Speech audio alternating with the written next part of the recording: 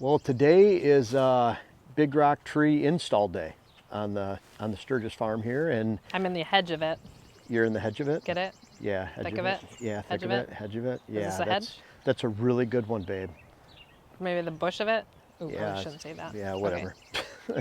Anyways, this is a silky willow, and Is this just from one down here? yeah, it is just from one, and that's what's crazy. If you Jeez. guys can see right in there how this is brushed out, and Jen, how this is 3 summers of growth, right? Yeah, this will be summer number 4. Yeah, which is amazing. And Jen, I'm about 6 foot. You're about 5'5", right around there. I would say this is probably like 7 feet. Yeah, I would say too. And what's really cool about that, I mean, there's got to be dozens, like Oh my probably over 100 gosh. stems that have come out of there from one. Yeah, for sure. And that's from one cutting. And you can see it's landscape matted. We had a problem the first year with drought, well, and the second year with drought, and they had to be watered. And it's crazy because if you look back here, there are some, those are 2 years worth of growth. Just right in alongside, you can see the younger one, and there's another big one behind there. But pretty amazing how much they explode the 3rd year of growth. So in this 4th year, we'd expect 10 to 12 feet tall, and it'll be that wide and just as tall the following year and thicker. So pretty amazing. And Jen, what's your favorite use of these that we've had? I mean, this is obvious. We have over 200 alongside our road here for a dust break and road break, screening break along the road. But These are really good for putting around like deer blinds.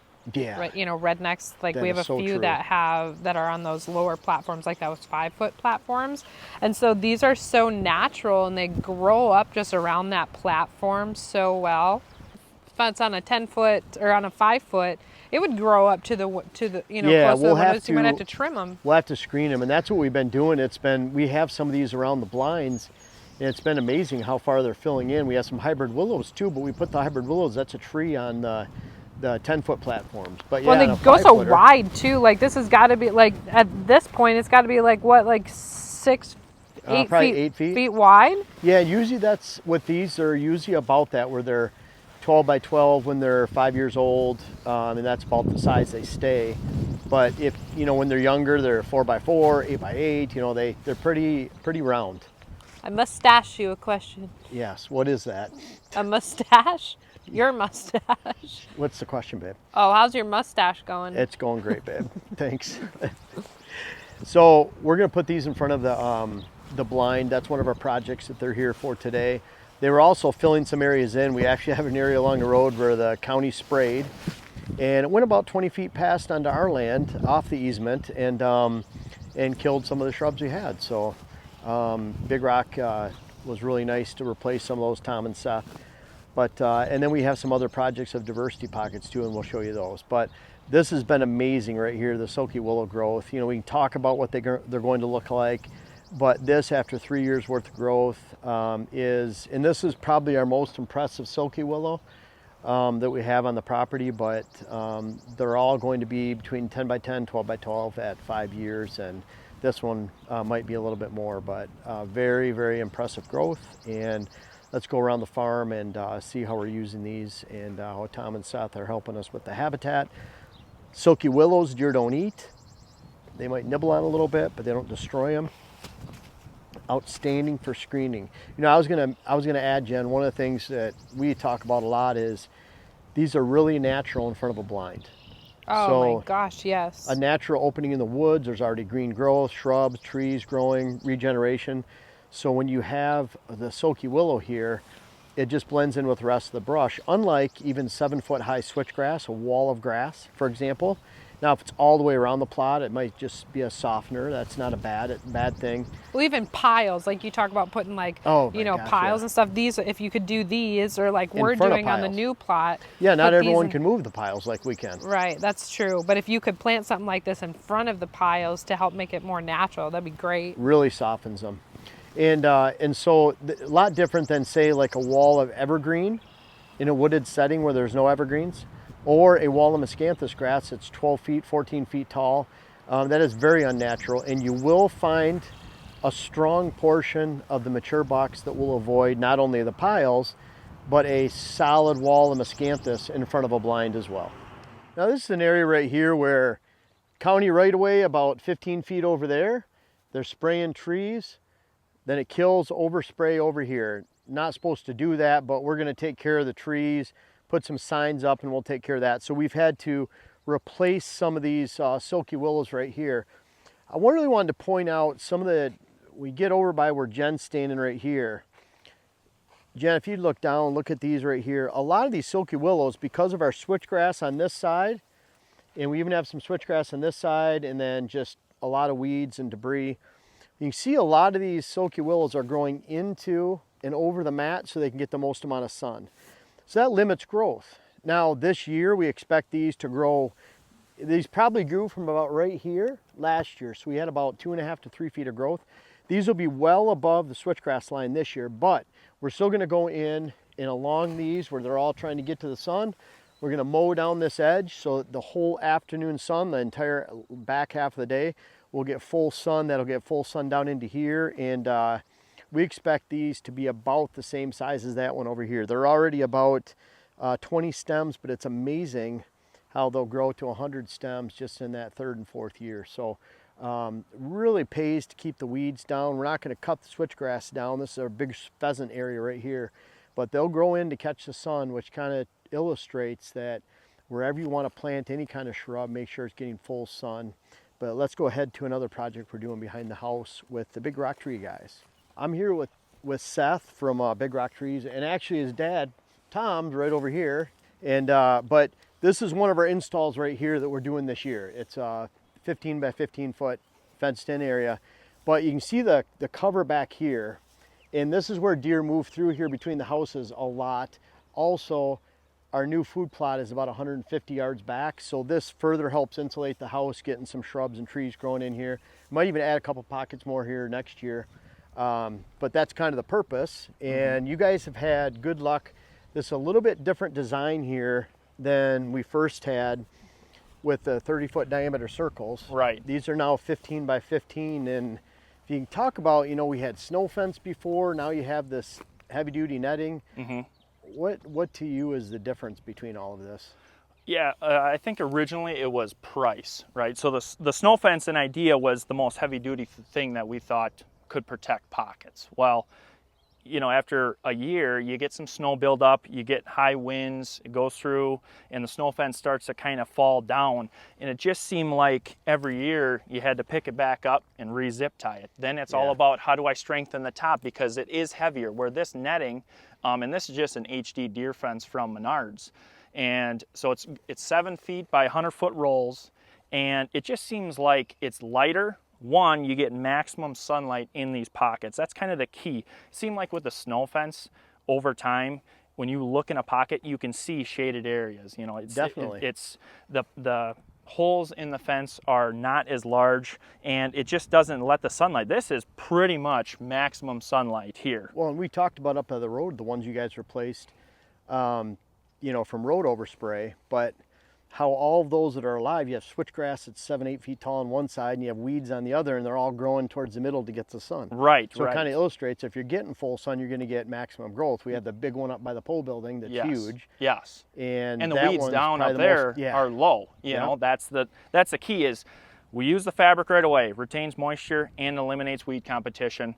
And then you got to fence and protect them for at least 2 years. You know, if you get really good growth in 2 years, you got good nutrients, you protect them, you keep the weed pressure down, and Mother Nature helps you out and gets you a little rain or water them throughout the summer, you know, you should be expecting to take the fence down in 2 years. But if you go through a dry spell, if you can't get water on them, if your weeds overtake your fabric, if you're not able to go in and weed, you know, once a month or, you know, every couple months, you know, then you might have to leave that fence on for an extra year or two, which is totally fine. Yeah, we had severe drought 2 years ago, and that's where it's 2 years of growth, but we'll get a third year now because it was poor growth. Yeah, because that first year you get stunted. You get about 6 inches of growth, especially in the red osier. Alive. Right, and that's key. Yes, a lot of watering. If you go through a dry spell, the most critical time is within the first 2 months with a cutting, because that's when it wants to establish a new root system. So when you're planting your stuff on your property, really key in on the first month or two. If you don't get any rainfall, I would try to get in and water them as much as possible to prevent them from drying out.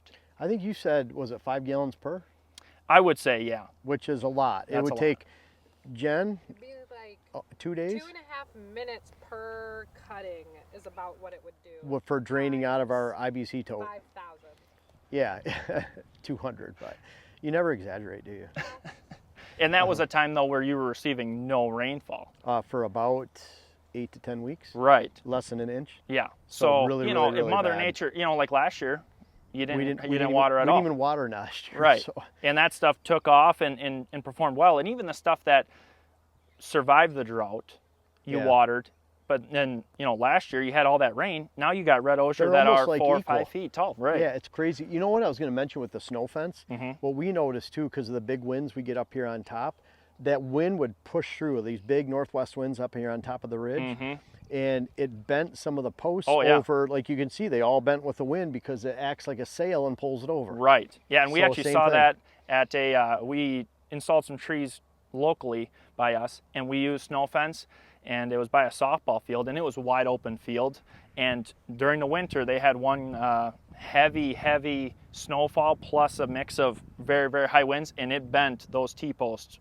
Yeah, that's Really, pretty amazing. Yeah, it was crazy. But one more reason to use this method, Yeah. let alone the sun and everything Right, else. because it's but, allowing all that wind. You know, it obviously vibrates a little bit and stuff like that, but it's not trapping the wind. It's not bending the posts. Right. And you guys, you have a couple more of these to install over there. The screening in front of the blind. We're even have some screening maybe on the berm right there for house screening. But you know, you guys do a lot of installs. I think you're going down to Iowa for a project right now that's going to take you about 2 weeks. Yeah. It's about 100 diversity pockets. Did you tell me? Yeah. You hear that, Jen? Like 100. Yeah, And we're doing on one- 70 shrub pockets, 30 foot by 30 foot. So we're going to use 2 sections of 15-foot fabric, make them 30 foot by 30 foot, and then plant shrubs inside those just because they take a little bit longer. And Right. then in the other pockets where the customer's actually going to mow that CRP flat, we're just going to plant trees inside of those because those get vertical right away. You know, as you Right. can see from those other diversity pockets. There's those got to be a couple of the hybrid poplars that are 14 feet. Right. For one summer of growth, 14 feet. Right. So, Yeah. pretty amazing. What I'm seeing a trend of too is people converting CRP to actual wildlife habitat, because CRP is not, no matter what they tell you, CRP is meant as crop set aside. So it's you're just putting that aside. Maybe it's going to be crop field in the future, but all those programs, it sounds good on paper, but none of them are really wildlife blends. And so it's interesting that person in Iowa is converting a huge area of CRP. Yeah, 2 big fields. Yeah. 2 big fields. And Well, they got to be big to have that many yeah, diversity pockets. yeah, because we were So- talking about, you know, how many do we put in there and how we're going to protect them, because we were going back and forth between, okay, do you individually protect them all? Well, that's a or lot. fence the whole thing. And Yeah. that's what we decided to do. We're going to Yeah. fence the entire perimeter and then go in and plant them throughout there and then kind of keep them off the edge and kind of be strategic after that. And one idea was, okay, what do you do after, you know, let's just say we leave it for 3 years. What do you do after? Well, you go in, remove the fabric, plant slow growing grass in there, just kind of let it naturally come back up around those shrubs. And that's going to be kind of those areas that the deer go to, you know, get out of the wind, to browse on the shrubs in there. And then the yeah. trees the same way. It's going to add a little bit of height for birds. And Even planting a pollinator mix. We have a broadleaf mix. There's very little grass in it. There's like one grass out of 21 seeds. But that's not bad either, because it's all food for small critters and does and fawns during the summertime. So yeah. great fawning area, but that adds a little food value to those spots. And now not everyone can afford to have 70, 80, 100 pockets put in. And what I'm working with a lot of times is someone has 5 or 10 acres, I would recommend 8 or 10 pockets. And if they want to add more in the future, they're spreading out the risk. So for watering, if you have to water, it's a lot. But you put 6 in a 10-acre field, maybe you have plans to put 18, well, you just do that 3 years in a row. Spread out your costs, spread out your risk if there's a drought, and And then you guys do a lot of small installs like that too. Yeah, So- yeah. I've done installs where we do 4 pockets in a field, and then they complement it with adding switch around there, switch Yeah. pockets. Maybe they Yeah. got a food plot that's a little bit of ways that they're planting. Yeah. So we'll do 4 pockets, 2 pockets, 70. Well, and I 100 think you pockets. guys are adding 2 over in this area, and that area is about, I'd say, 4 acres. And the 2 that you're adding will make 6 pockets. And then we have several strips of pollinators, some 200 yards long, and then the rest is in switch. And then we have early successional growth and aspen shoots coming out into the switch on the wood side. So we got a lot going on in that, but it's all rimmed and switched to protect it, and the pockets on the inside of that, pollinator, everything. So Yeah, that's gonna be a cool I kind of spot. like that diversity. So you guys are going to go over there next, and then Jen and I are going to go check out where you guys are going to work on the screening for the blind that we're installing. So Yep. thanks, Seth. Didn't tell Seth he was going to be on camera, so he did a really good that's all right. job. And you can see your dad's gone, so he's hiding back there. In the, Just so you in the don't get on machine. camera, I yeah. guess. But appreciate it, and Yeah. we'll take him to the next spot. All right. Thanks, Seth. Yep. Well, this is the start of our screening right here. We have that pile that's going to be moved up into here to get it off the edge of the food plot. Big bucks don't like that. So we're going to hide it behind this. We're going to keep this row of trees here. That'll just go back to dogwood and early successional growth. I'm sure some aspen will come back in too. But some of that pile, we're going to take a little bit and we're just going to jam it right into this location right here. And what Big Rock Trees is going to do is they're going to fence this along here, and these are where those silky willows are going to go. So we're going to have a few logs right here to keep deer from coming out this area. They're going to be really, and those logs might be this high, and then we'll have the silky willows right out here, and then that blind will be about right here where Jen's standing. So we'll have it completely screened, and that blind will be right in here in this most narrow point, help blend it in with the sumac and trees that are growing on either side. And those willows will get tall enough to where we'll have to cut tunnels through to actually shoot out into the food plot, and that's going to be a really good thing. So we're looking forward to that and getting that project, and they'll be installing these next. And let's go over and see the last spot and explain what we're doing there. Now we're going to head down there and see this last pocket right here. And what we're doing a little bit different, the silky willows we use for screening. Now we do have a few silky willows in the pockets just because they add an explosion of growth. But when it comes to the pocketed areas, the reason we're fencing off a lot of that is because we have red osier dogwood in there, dappled willow, hybrid poplar, and all those species and varieties are deer food. So a lot of times you look at deer habitat plantings or wildlife habitat, it means deer food. They're going to eat it, so you have to fence it. Silky willows, we don't fence as much. Now we're fencing the ones on our blind location over there because it's right on this edge of a food plot. When deer are here, it's amazing what they'll eat when it's right there along a major food source. So let's go check out what they're doing down here and how it fits in with everything. But always an enjoyable day each and every year when we have the Big Rock Trees crew out here, Tom and Seth today, to help us out. Well, this is the last spot that they're doing an install, Big Rock Trees guys. This is an area where you can see this used to all be corn. We even planted corn here, but the corn's getting kind of useless. It's more of a midwinter food source, and that's not good enough for us. So this is all switchgrass. You can see the bare spots are pollinator strips. And then we're adding a couple diversity pockets here. And what's great about those diversity pockets, we're ever expanding this wood line out into the field, creating a lot of diversity, and that's making the deer feel a lot more comfortable just down into the woods and our bedding areas down there. So we now hold a lot of deer up in this hollow. We can hunt them right over here, and those diversity pockets are a huge addition to this spot, along with the pollinator, the switchgrass strips, the early successional growth, the aspen regen that's taking place in the bottom part of the switchgrass. Everything's working to provide a giant boost to habitat to an otherwise pretty open field area. So incredible the amount of wildlife, pheasants, rabbits, nesting turkeys, let alone deer that are around this entire area. It's just a couple more pieces of the puzzle.